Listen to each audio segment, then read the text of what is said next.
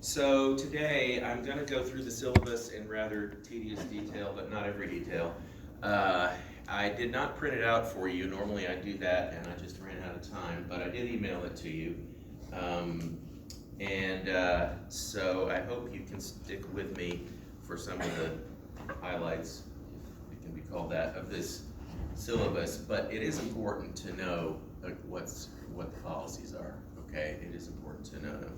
So if you will look up there, I'm going to do that. And yes, okay. So let me ask one thing. The two grad students, you all are or are not taking lab? No, that's what I thought. Okay, and the third one isn't either. So don't panic when you hear things about lab. Okay, I've got that in here too. Let's see, you know the time obviously and the location.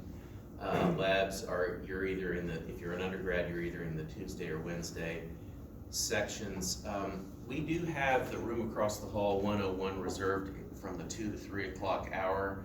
This is an old policy from Dr. Weaver when she taught it, so that sometimes we may need to do a little pre-work in there before the lab, or it may not even, there's some exercises that we're not even in the lab. And so we have that classroom space in that first hour if we need it. But I will tell you every week where to come. You're either coming over there or you're coming to 111, which is the lab itself over that way. My contact information is here. Email is by far the best way to contact me, but you're welcome to come up to me anytime if you want to chat. And if I can't chat with you then, we'll work out a time. I've got office hours posted on my door. Nobody ever pays attention to them. But they're there. Okay. So course description right out of the catalog. The academic goal of this course is pretty simple. There is also a spiritual goal here, and I do take this quite seriously. I hope that you will be able to better appreciate what God has made and worship Him better as a result. And that is, I consider that to be the primary goal of any course you take here at Union. But of course, I don't control the other ones for the most part. So I hope that you will be able to see God's glory in what we study, and that can be, even for a professional biologist who's a Christian, that can be hard to make that connection sometimes. But sometimes I think of it as the wow factor. Okay, so when you see something that makes you go wow, remember that on Sunday or any other time. Okay, so the course objectives are listed here. I won't go through all of those. They kind of cover what I'm trying to cover here. Now, the textbook, this is important. There are a lot of courses where you can get away without having the textbook. This is not one of them. Okay, I want to make that clear. This is the textbook. Grad folks, I apologize that I didn't include you on that email 2 weeks ago about this. If you don't have it yet, it's okay. So this book, Genetics, Analysis of Genes and Genomes, this is the 9th and latest edition. However, it is not brand new. It is at least a year old. And so you can find this used if that's the way you prefer to do it. There is an older 8th edition out there. It is substantially older, 6 or 7 years older. I would prefer you not buy that one because the chapters are not in the same order and some of the problems are different, okay? If you do, yes, you can make it work, okay? The content is not radically different, and most of the problems are the same. But I am not going to spend inordinate amounts of time trying to coordinate things to the 8th edition, okay? I just gotta tell you that, all right? But in the first 5 chapters especially, we do problem sets out of this book. And so you gotta have it so that you can, or at least have access to one, so that you can find those and do them. So, sorry about that. I know books are expensive, but at least if you get it used, you can knock some of that money off. And I plan to keep using this as far as I know. That's not a promise, but as far as I know, I have re-examined books from time to time, and this one kind of does what I want to do. So, and there are a lot of them out there. But anyway, all that to say, you can probably resell it. Okay. This book is one of the very few out there that takes problem working seriously, and that's one of the big reasons why I've continued to use it. It does have another kind of thing to it that I kind of sometimes like and sometimes don't, and that is the authors always use real life examples of things, okay? And they're trying to work in sort of experimental science and a little bit of history in doing that, and I appreciate that, but sometimes real life examples are not the clearest examples. So that's a plus and a minus with this book. In addition to that, I used to ask you to buy this, but they don't publish it anymore, and it's really hard to find. So I'm not asking you to buy it. This is basically the answer key to the problems, okay? So normally I try hard not to violate copyright laws, but if they're going to be difficult and not make it available and you can't find it anywhere, I'm going to copy it, okay? So I will, what they're trying to do is force you to use their online resources, and those really kind of stink. So, right. So I will copy this and scan it and email it to you, okay, as needed. I also have some answer keys of my own that are additions mostly to this, so you'll see those too. We'll talk more about that in a minute. All right, lab notebooks. I'd like you to bring one to lab. Now, I've been a little bit inconsistent in my use of lab notebooks because I have handouts in the lab, and mostly you just put what you have to write down, you put them on the handouts and put your name on it and give it back to me. So I'm a little reluctant to ask you to spend much money on a lab notebook. If you've got one left over from another course that has blank pages in it, that's fine. If you do want to buy one, this one right here is really good. It's not maybe the cheapest. I think it's $25 or $30. But that's a really good one, okay? I know that's a little fuzzy, sorry. You will need a calculator in at least the first exam and maybe the second one. I have calculators for this class, okay? So you don't actually have to bring one. I'll bring them in here for the exam and hand them out, and you give them back to me at the end. I do ask you not to use your phone or other internet connected devices as a calculator during the exam.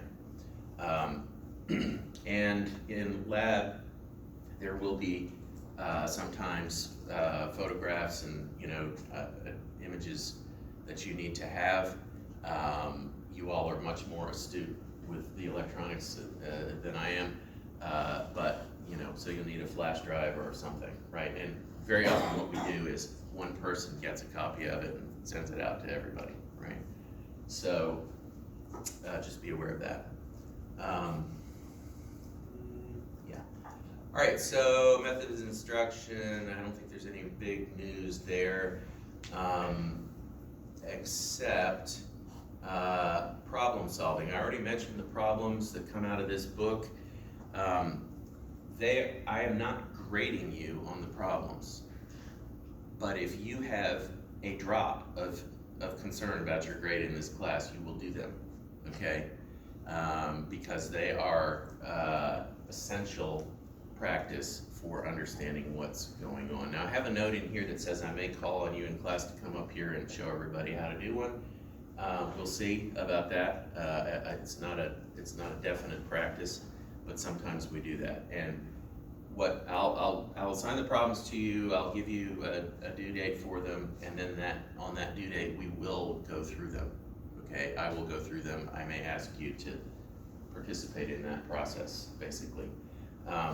Also, like I said, I will send you an answer key to help you, but I am depending on your advanced maturity to work through them without simply, looking at this. Now I know you're going to get busy halfway through the semester, and you're going to look at this, and you're just going to, that's fine. but the more work you put into it, the more you're gonna get out of it.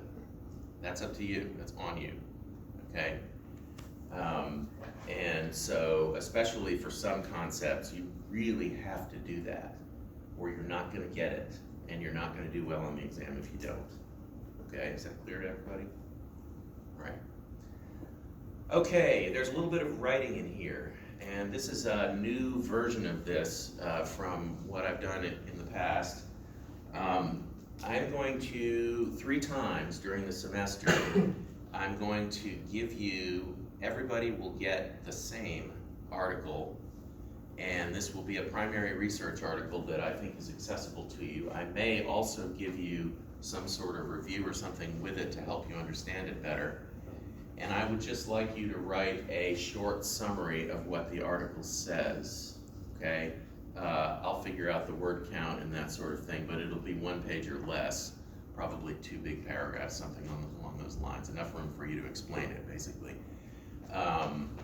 And I'll give you, I don't know, a week or so to do that. I'm gonna do that 3 times. The dates are on the syllabus for when those will be.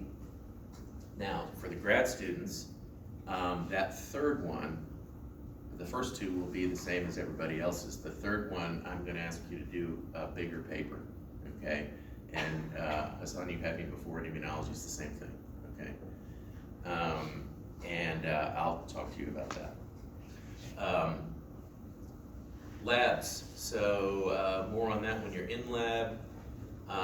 There will be, labs don't always go the full 3 hours, and then on the other hand, there are some where you're gonna have to come in at some extracurricular times, okay, like managing fruit flies.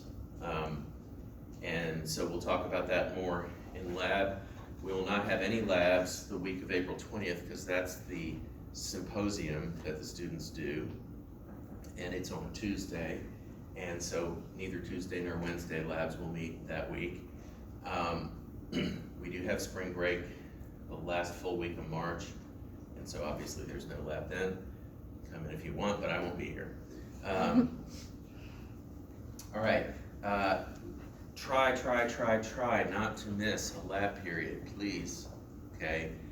They can be hard to make up, and they can be impossible to make up. So really try not to miss lab periods. Okay, we have 5 exams, we have 4 exams and a final, and they are all weighted the same. The final is 50-50, comprehensive and not comprehensive, right? It covers the last bit of material we do in the first 50%, and then the other part is some rather general questions about what we've learned. Yeah, so more details on that. I ask you to please use the bathroom before the exam, not during the exam, unless it's absolutely necessary. Right, if you have to miss an exam, let me know why you're absent and we'll arrange a makeup. It needs to be quick though, it needs to happen soon if you do a makeup. You know, obviously, unless it's impossible to do. I'm not gonna extend exam times. Sometimes people work right up to the last minute, and that's okay. I always did that in school too. But unless you have an official Office of Disability reason for longer time, I'm not gonna extend it. So for undergrads, there's 1,000 total points, and each exam is worth 120. Now, in reality, I'm gonna give you a standard percentage grade, and I'm gonna convert that to 120 out of 1,000 at the end of the semester, okay? So I hope that's not too confusing. Those little essays I told you about are 150 total, which is 50 each, and the labs are a quarter of the course grade, 250. 50 of those will be just being there and participating, and the rest will be from your lab reports. I'm not going to give you any extra credit assignments in this class. I put that on the syllabus because there have been a few students who have kind of floundered all semester and then come to me at the end and said, please, is there something else I can do? No, there's nothing else you can do. No. And oh, no. Okay? You have to do the work that's assigned in this class. That's what it is. Now, there will be a few extra credit points on the exams, okay? So there's a little bit of wiggle room there, but other than that, I'm not gonna give you any end runs around anything. That wouldn't really, there's not a lot of integrity in that, in my opinion. Okay, grad students, you don't have a lab. So you basically, the total for you is 750 instead of 1,000, right? And the distribution is slightly different. I'm doing that so that, because if you simply chop it off at 750, then that means that everything has greater weight, right? And so I've altered the distribution a little bit so that the exams are now worth 500 points instead of 600 points out of the total, which is about pretty close to the same percentage of the grade. And your final paper has a little bit of weight. I'm trying to make it fair to you because the lab portion of the grade generally tends to boost the grade a little bit, and you have to have a more rigorous course because it's 500, but I don't want it to be, you know, outrageously different. Okay, so I've got some suggestions for success here. I suggest you do take those seriously, do those problems, take good notes. I test from the notes, okay? I do not test stuff I haven't talked about in here, or at least I try really hard not to. I've already talked about the problems. I suggest you study with each other. I suggest you find somebody to study with and kind of bounce ideas off each other. That always seems to be helpful. Carry out instructions carefully. It's amazing how many points are lost because people don't read the question right on the exam, for example, okay, or the lab assignment. And I do encourage you to talk to me. Ask questions in class. Come to my office. I'm very happy to spend time with you, helping you understand things. And that also seems to be very helpful to people who might be struggling with a concept or whatever. That's what I'm here for, okay? It's not an imposition. Just come, and if I'm grouchy that day and I act like it's an imposition, I hope you'll forgive me. I try really hard not to. But I'm there for you, all right? So take advantage of that.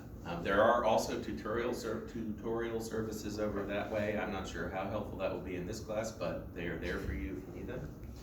Okay, class schedule. This is simply an outline of the chapters of the book that I plan to do, and we generally follow that. Some of the chapters may be a little bit out of order. Exam coverage doesn't correspond precisely to those 4 sections, though. It's basically whatever we've made it to. I'll tell you at the time.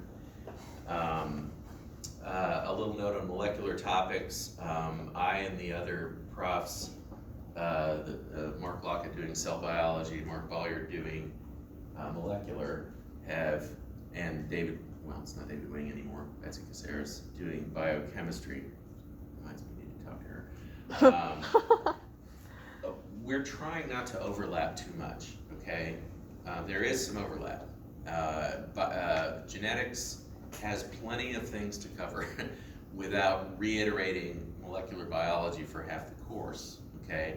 Now we do some molecular biology in here, but, and I'm sure it's gonna seem like plenty of detail to you, but truthfully it is not, it's pretty foundational.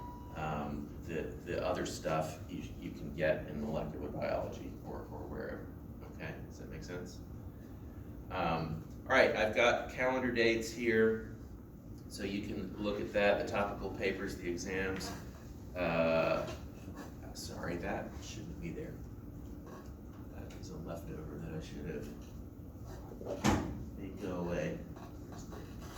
All right, there we go. Research essays are there, and the exams and some of the standard things for school are on there, okay?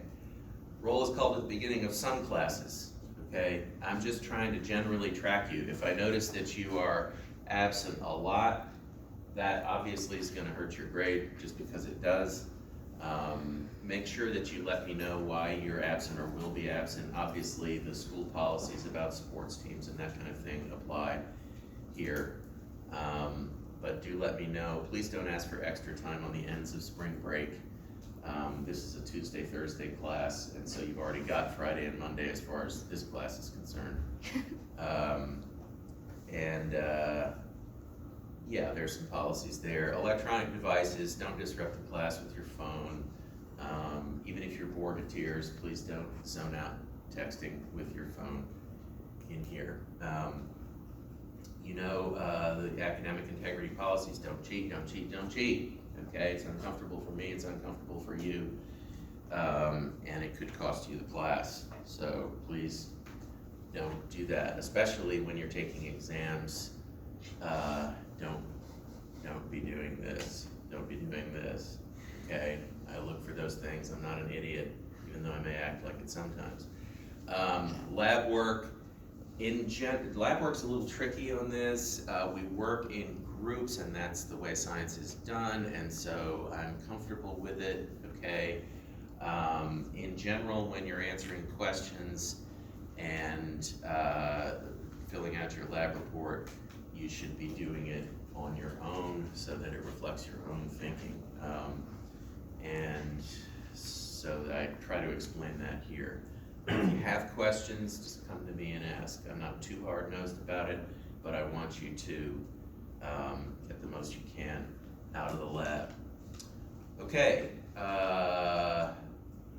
if you have any kind of disability for which you need accommodation, like extra time on an exam, or taking it in a room by yourself, or other things, please let me know. I'm happy to accommodate you, but it does have to go through official channels, okay? And those are mentioned here. And finally, I am grateful to Dr. Carol Weaver, who taught this prior to me some years ago now. A lot of what you're doing in the labs started with her, and so I just wanted to mention that. Okay, we survived. Any questions, comments on any of that? Okay, I take the time to do that because I want to make sure everybody knows those policies. All right. You will see that most of these slides started out as part of this book, the publisher's slides, but there are a lot of tweaks. Okay, I will send you slides by email at least until I learn how to use Canvas, which I have procrastinated. Have any of you used Canvas? Is it okay? It's good. Really? It's a lot better than Moodle. It's It better is. than Moodle. That is Significantly. great to hear. Okay, that's really good. That's encouraging. Computers and I do not get along, and so that's one of my reasons for procrastinating. I will try to get them up there though, okay? I'll try to get them on Canvas. But at the very least, you will get them by email. I do tend to edit on the fly, and so if last night I sent you this, yesterday I sent you the slides, and then this morning at 8:45, I sent you some slightly tweaked versions. It really was slight. I was just trying to make slides a little bit, make things pop a little more. So if you have the earlier one, you're fine. But anyway, that will happen from time to time, but I'll always let you know, all right? And I'll always send them to you. Okay, this first chapter goes through a very small amount of sort of definitions and history of genetics, a few important experiments from the past. I don't hammer that too much, even though I do love history in general, but I know most of you don't, so I'll try not to pound that too much. Then we'll go through a few fundamental genetic concepts and a little bit of fundamental molecular biology. Most of you are probably going to find, especially the molecular part, very basic and review-ish. Enjoy it while you can. And then there's some problems at the end. Okay. So genetics is the study of inherited traits, obviously, right? We have a new popular term, well, it's not really that new anymore, genomics, which is generally the study of all the DNA that constitutes an organism's genome. And genes themselves are originally defined by Mendel as in elements or factors of heredity, what passes on our traits. And so every different organism has a genetic blueprint that makes it different from others. You can crank down on that statement more or less depending on whether you're talking about twins or different species, you know. That the genes are in the nucleus of a nucleated cell. Now, in this course, we will focus mostly on eukaryotes, on things that have a nucleus, and mostly within that on humans and mice. So we will see stuff from humans and mice because the vast majority of 20th century later 20th century genetic experiments with mice, but we will see a number of other organisms as well. Anyway, the point there is we won't say too much about bacteria in this class. Now you can do a whole prokaryotic genetics class if you want to. We'll touch on it, but we won't emphasize it. So again, genes, you can define a gene as a set of instructions that codes for one protein. That's one way to define a gene, although that definition may change a little depending on how you look at it. So the existence of these factors that control inheritance, that we now call genes, was first suggested by this fellow who you've probably heard of, Gregor Mendel. When was that? That was 1866, so that was about 150 years ago. From one point of view, that's not that long ago. And in this class, we talk largely about what's called classical genetics. So we study the inheritance of traits in offspring of mated pairs of things. Now I have this second note here. Friedrich Miescher was a German chemist who discovered DNA as a chemical in 1869. Now, most people have heard of James Watson and Francis Crick, who discovered that DNA has its famous double helical structure and published that in 1953. But they didn't discover DNA itself, okay? And that turns out to be kind of an important bookend point in this little story. So DNA as a chemical, as an acid from the nucleus, hence nucleic acid, right, was discovered in 1869, right? There's a bunch of stuff that happened in the mid-1800s that was important, but the participants weren't really talking to each other very much. And so we had Darwin, we had Mendel, and we had this chemistry discovery, right? And they were all tightly related in biology, but people didn't really know it yet, all right? So we can talk about the field of molecular genetics where we're really focusing on the genes themselves as chunks of DNA. All right, so another thing historically was, and we'll look at this a little bit more later, is that chromosomes, these little sausage-like things that you could see in the nucleus of cells if you stained them properly, were somehow involved in inheritance. One of the big points I'm trying to make here in this set of slides is that what we know now developed over time, okay? This set of knowledge we have about genetics now didn't just emerge whole. So DNA was discovered as a chemical. Mendel was doing his experiments that we'll talk about in the next two chapters. And but it took a few decades for people to realize that chromosomes were somehow connected to this. And so here's some of the evidence that they're involved in inheritance. When you have sperm and eggs, male and female reproductive cells, they each have a set of chromosomes. They fuse during fertilization, and every cell in a typical eukaryotic organism has two of each one as it goes forward. Every time cells divide, the chromosomes split and each daughter cell receives an identical set. So that suggested something important about them. And when you look at different species of organisms, they typically have different numbers of these little things, of chromosomes. But every member of a given species has the same number unless there's something wrong, okay? So how many chromosomes does a human have? Total? 46. 46, yes, right.